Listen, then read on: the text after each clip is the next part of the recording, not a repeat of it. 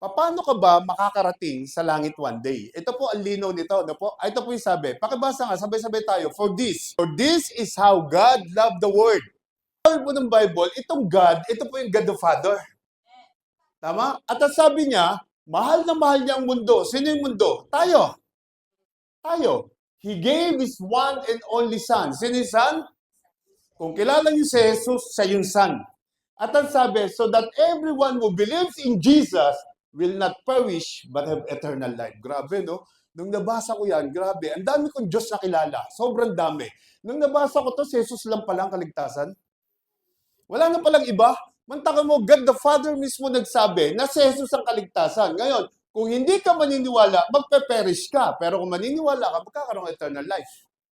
So, simple lang po palang kaligtasan. Maniniwala ka, mananampalataya ka doon sa nagpapako sa cross at nagbayad ng lahat ng kasalanan natin.